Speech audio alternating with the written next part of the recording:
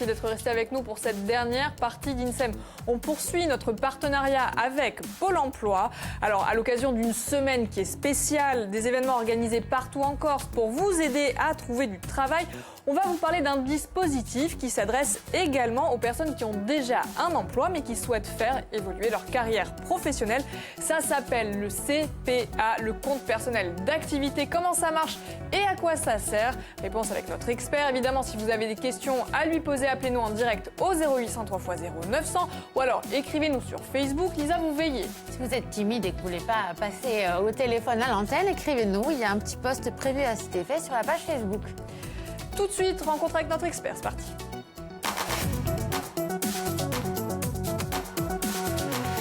Jean-Marie Marcage, bonjour et bienvenue sur le plateau. Alors, vous êtes directeur des opérations à Pôle emploi. On rappelle ce que c'est, parce que ça fait peur, hein?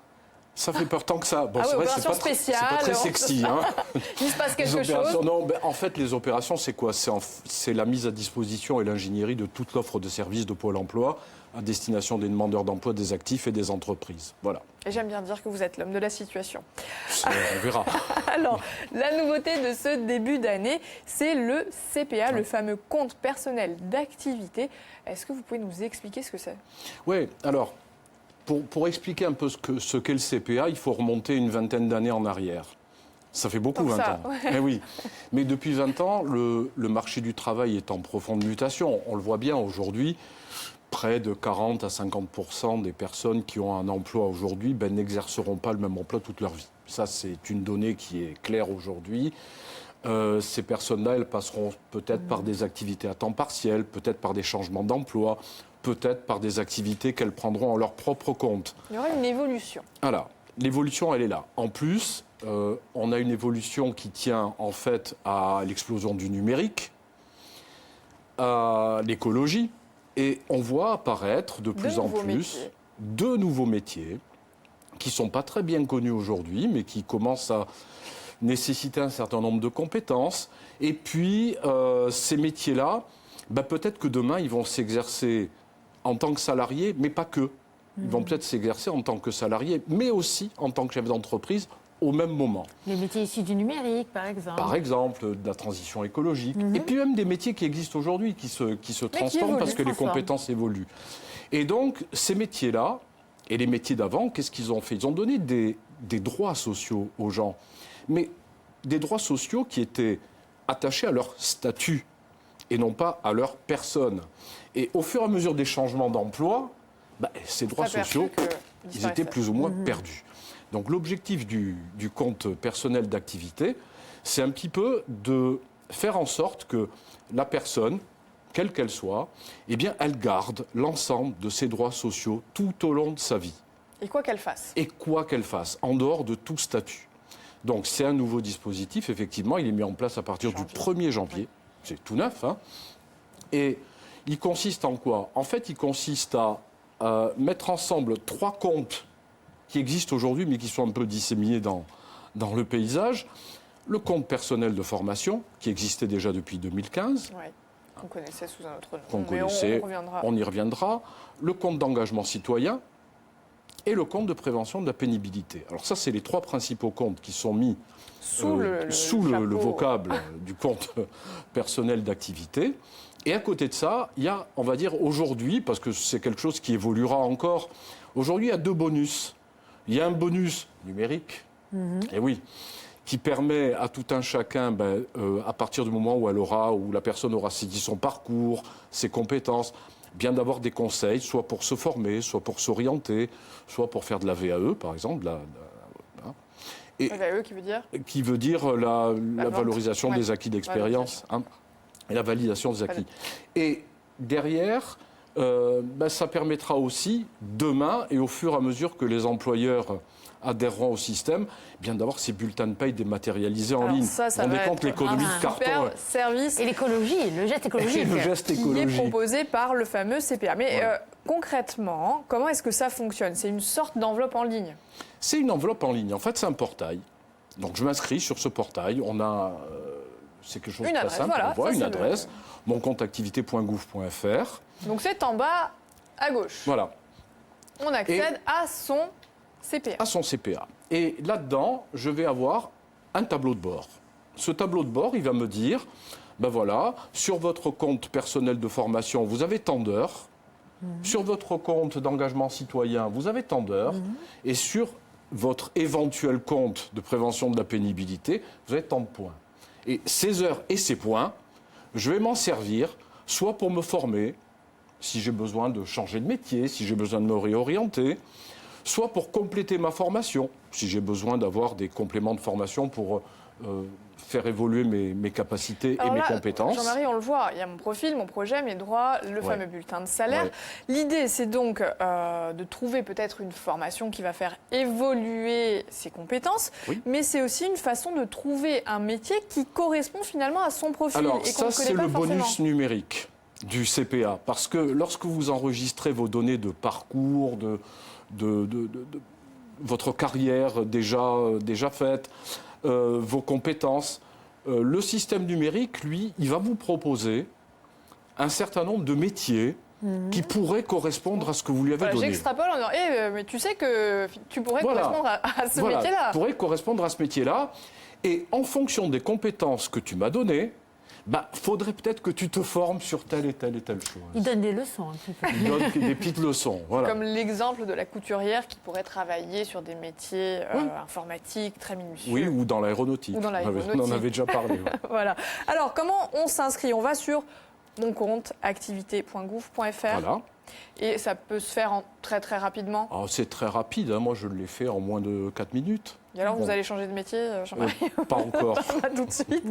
Alors qui est-ce qui a droit à ce fameux compte? Tout le monde. Alors on parlait de salariés, c'est un compte qui est ouvert à tous à partir de l'âge de 16 ans, 15 ans pour les apprentis. C'est déjà pas mal. Qu'on soit salarié du public, salarié du privé, travailleur indépendant, demandeur d'emploi, le compte personnel d'activité est ouvert à tout le monde. Et l'idée, c'est de s'inscrire le plus tôt possible, qu'on ait une activité ou qu'on n'en ait pas encore. Absolument, absolument, parce que même si on n'a pas d'activité, on est demandeur d'emploi. Bon, quand on est demandeur d'emploi, on peut avoir des heures qui sont inscrites par nous sur le compte personnel de formation, crédit de 100 heures.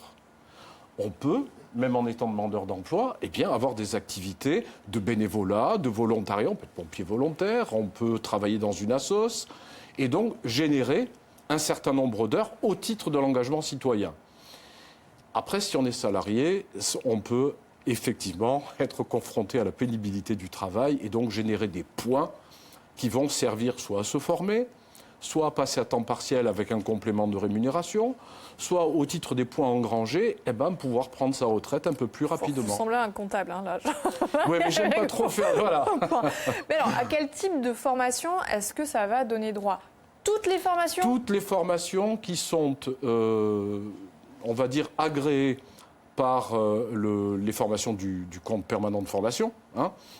Donc l'éventail. Le fameux CPF. Le fameux CPF. Qu'on connaissait plus sous la chronique DIF, qui a disparu, qui était donc le droit individuel à la formation. Tout à fait. Donc à partir du moment où une formation que vous choisissez est répertoriée au niveau du CPF, vous avez le droit d'engager le volume d'heures que vous avez sur votre compte pour effectuer ce type de formation. Et comment ça marche? On est bien d'accord, gratuit, payant? Est-ce que c'est pris en charge intégralement? C'est gratuit parce que, on va prendre un exemple. J'ai 150 heures qui est le maximum sur mon compte permanent de formation. J'ai besoin, le pavé numérique du CPA m'a dit, toi tu devrais peut-être changer de métier, tu devrais faire ça. Il faudrait que tu fasses cette formation-là. Donc je vais aller chercher cette formation-là, 250 heures. J'en ai que 150. Donc je vais engager mes 150 heures, puisque j'ai vraiment envie de la faire et qu'elle va peut-être m'amener un emploi derrière.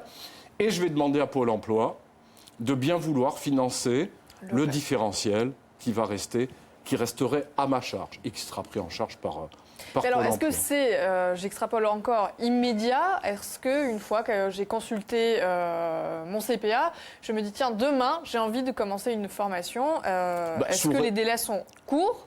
Oui, c'est relativement court, sous réserve de la disponibilité de la formation. Maintenant, la formation, elle peut s'effectuer autre part qu'en Corse, si vraiment elle n'est pas en place ici, bien sûr. Vous avez parlé d'un autre avantage qui est donc le départ anticipé à la retraite. Et là, je pense que tout le monde va nous écouter. C'est le fameux compte prévention pénibilité qui permet ça. Comment ça marche? Alors, le compte prévention de pénibilité, il donne des points.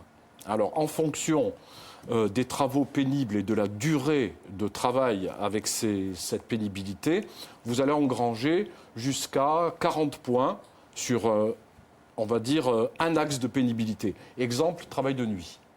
Travail de nuit, exercé pendant 10 ans, va vous donner 4 points par an d'exercice, donc 40 points.